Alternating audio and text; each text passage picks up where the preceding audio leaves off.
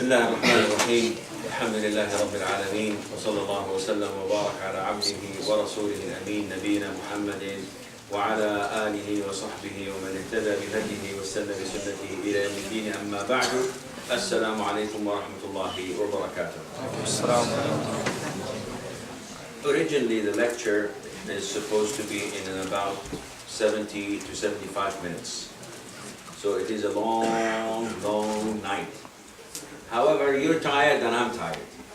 And I was told that you have a lot of questions.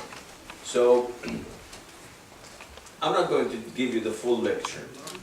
I'm going to skip a lot of it, but when we want to talk about the traps of shaitan, there are facts that we all have to embrace and believe in.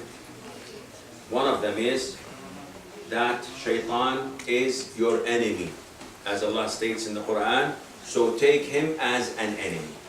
This is Allah's instruction. Verily, shaitan is an enemy of you, so take him an enemy. So now you have to identify your enemy. And you cannot avoid his traps, you cannot avoid his plotting unless you identify your enemy. Does this sound logical to you?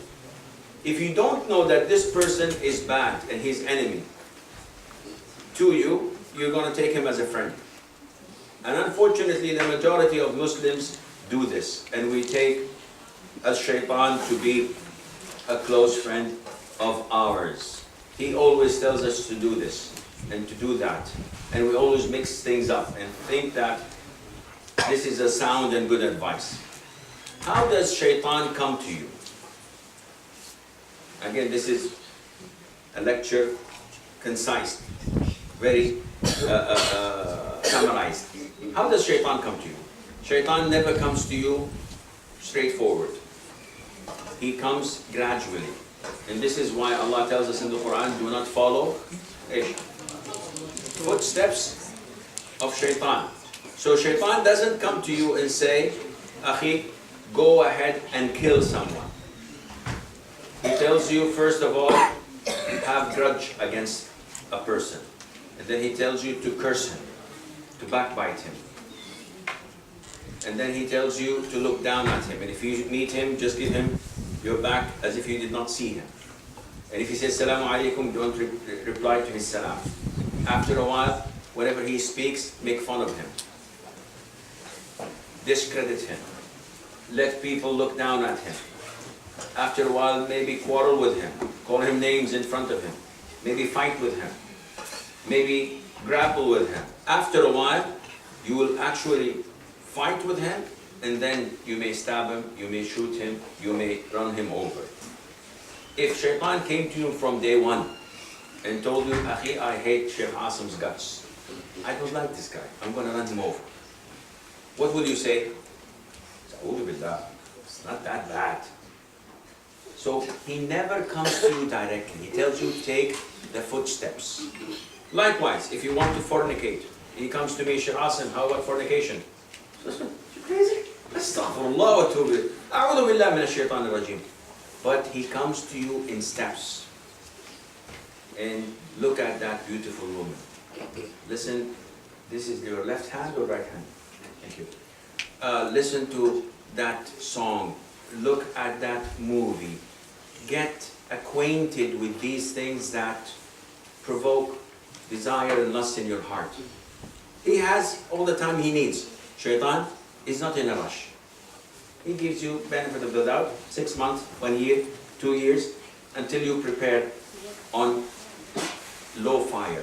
When you want a good meal, you don't put high blaze and fire under it, you put it on low fire. And this is what he's doing to you.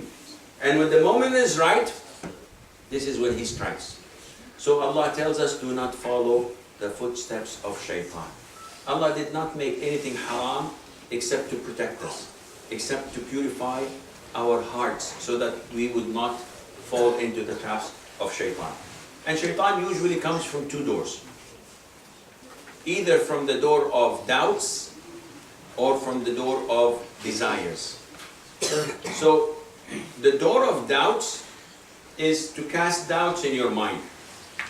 try to corrupt your heart.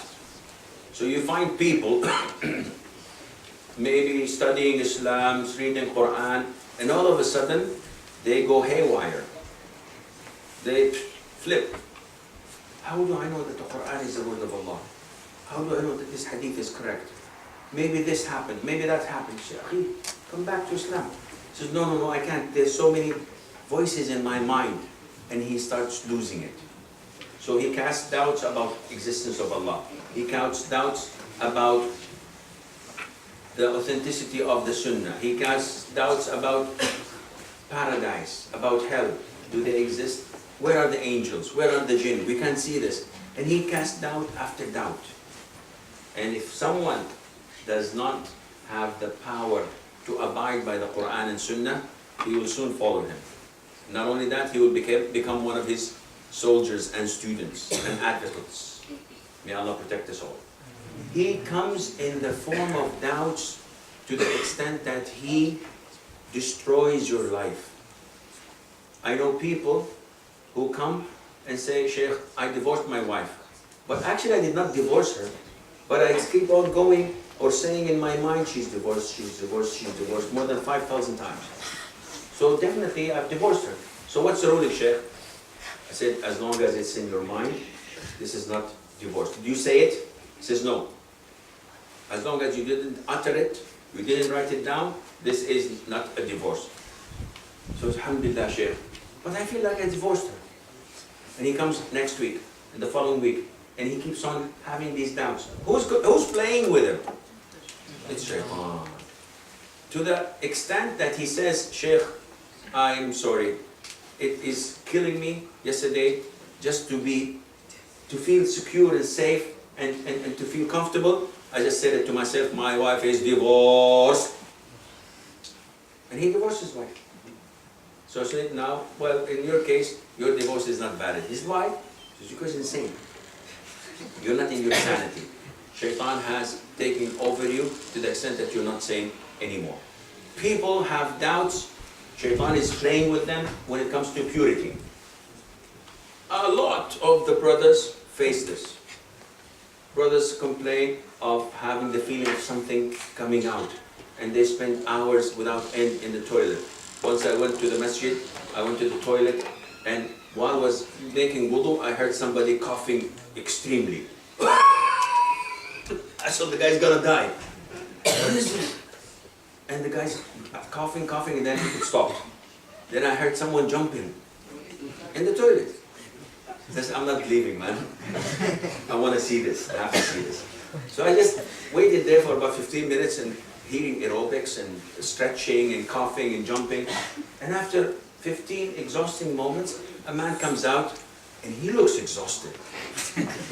And I say, brother, are you okay? He says, yeah, Sheikh, Jazakallah khair. He knows me. So, are you alone?